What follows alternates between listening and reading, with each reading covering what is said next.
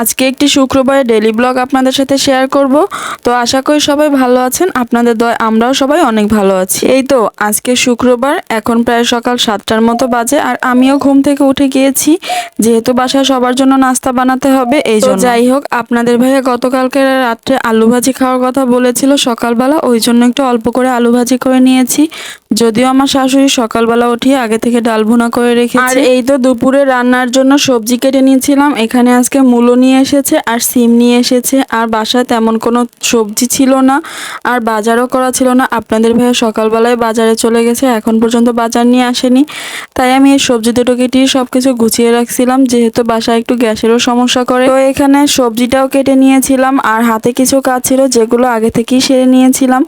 আর এর মধ্যে আপনাদের ভাইয়া মাছের বাজারটাও নিয়ে চলে আসছে, যেহেতু বাসায় তেমন কোনো মাছই ছিল না। চেয়েছিলাম আপনাদের ভাইয়া আসার আগে রান্নাটা করে নেব, কিন্তু সেটা কোনোভাবেই পারলাম না, কারণ আমি যখন সবজি কেটে উঠেছি তখনই আপনাদের ভাইয়া মাছের বাজারটা নিয়ে চলে এসেছে। আর এই জন্য এই তো মাছ কাটতে বসে গেছিলাম, আর গ্যাসটাও চলে গেছিলো, গ্যাস ছিল না, এই জন্য রান্নাটা করতে অনেক বেশি দেরি হয়ে গেছিলো। তো কি আর করবো, কিছুই করার নেই। আর এখানে আজকে আপনাদের ভাইয়া পাবদা মাছ, চিংড়ি মাছ, আর এই যে এই মাছটাকে কিছুটা কি মাছের মতো লাগে আমি ঠিক বলতে পারবো না, তো এই মাছ নিয়ে এইরকম দুটো মাছ নিয়ে আসছে, তেলাপিয়া মাছ নিয়ে আসছে, সাথে রুই মাছও নিয়ে আসছিল, যেটা আমি ভিডিওতে দেখাতে পারিনি, কারণ মানে মাছটা কেটে নিয়ে আসছে, তো ওই জন্য মাছটার অবস্থা অনেক বেশি খারাপ ছিল, ওই জন্য আমি ওটার ভিডিওর সামনে আনিনি। তো যাই হোক, আমি মাছটা এক পাশ থেকে কেটে নিয়েছিলাম, আর বাদ বাকিটা আমার যা কেটে নিচ্ছিল। এই তো এখানে আমি সিম বসানোর জন্য ভালো করে মশলাটা কষিয়ে নিচ্ছিলাম, আর আমি আজকে সরিষার তেল দিয়ে রান্না করব। আপনাদের ভাইয়া সরিষার তেল নিয়ে আসছিল। এই তো এখানে আমি সিমটা দিয়ে ভালোভাবে কষিয়ে নিব। তবে অনেকে না, আমার শাশুড়ি আমাকে দেখে বলছিল যে তুমি সিমটা কষাচ্ছ না, তো আমি বললাম না, আমি তো কষিয়ে রান্না করি, আমি তো আর ওইভাবে করে রান্না করি না। তো যাই হোক, আমি এইভাবে করে কষিয়ে নিচ্ছিলাম খুব ভালো করে। আর এখানে মাঝে মাঝে মানে লাইটের পাওয়ার মানে কম বেশি দেখাচ্ছিল, কারণ আমার একটা ছায়া পড়তেছিল রান্নার উপরে, ওই জন্য। তো যাই হোক, আমি খুব ভালোভাবে কষিয়ে নিচ্ছিলাম সিমটা। আর আমার এক পাশে তো পানি গরম করা ছিল, আমি গরম পানি দিয়ে দিচ্ছিলাম, অল্প করে একটু গরম পানি দিয়ে দিয়েছি। গরম পানিটা দিয়ে আমি এবার ভালো করে কষিয়ে নিচ্ছিলাম। তো যাই হোক, এর মধ্যে আমি আরেকটা কথা বলে আপনাদের সাথে শেয়ার করি। আমার এই কথার মধ্যে বাইরে একটা নয়েজ আসতেছে, মানে আমার বাসায় কিছু পাখি আছে যেগুলো ডাকতেছে, ওইগুলোর সাউন্ড শোনা যাচ্ছে।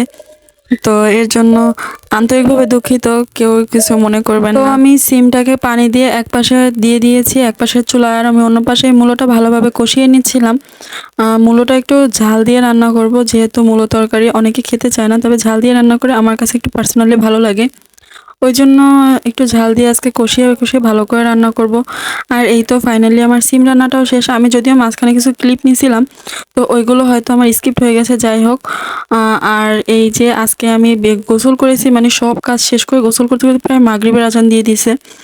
তারপর আমি ভাত খেয়েছি, এরপর আমি একটু বাইরে আসছিলাম আপনাদের ভাইয়ের সাথে। আপনাদের ভাইয়া বারবার বলছিল চলো একটু বাইরে থেকে ঘুরে আসি, আর কিছু টুকটাক কেনাকাটা ছিল, যার জন্য একটু চলে গেছিলাম। কিন্তু যে জন্য গেছিলাম ওইগুলো কোনো কিছুই কেনাকাটা হয়নি, শুধু দেখে ঘুরে ফিরে চলে আসছি বাসায়। যাই হোক, এই যে আমার মেয়েকে নিয়ে তার বাবা ঘুরতেছিল, আর আমি তাদের পিছন পিছন যাচ্ছিলাম যে কি কিনবো। এখানে অনেকক্ষণ ঘোরাঘুরি করতেছিলাম, ঘোরাঘুরি করে এই যে এই দোকান থেকে বেরোয় অন্য দোকানে গেলাম, মানে এখানে তার নাকি কোনো কিছুই পছন্দ হচ্ছে না, তো তার মেয়ের জন্য নাকি জুতা কিনবে। তো আমি আবার এখানে এই যে মেয়ের জুতা দেখতেছিলাম, আমি আবার অল্প অল্প করে ভিডিও ক্লিপ নিয়ে এসেছি, যেহেতু আমার লাগবে। আর আমার মেয়ে তো এখানে খেলনার জন্য কান্নাকাটি করতেছিল, তো অনেকক্ষণ পর তাকে আমি এই যে এই বলটা কিনে দিয়েছিলাম। তো মানে সব থেকে কষ্টের কথা হচ্ছে এই বলটা সে বাসা পর্যন্ত নিয়ে আসতে পারেনি। বলটার ফাইনাল লুক আমি আপনাদের দেখাবো। আল্লাহ হাফেজ।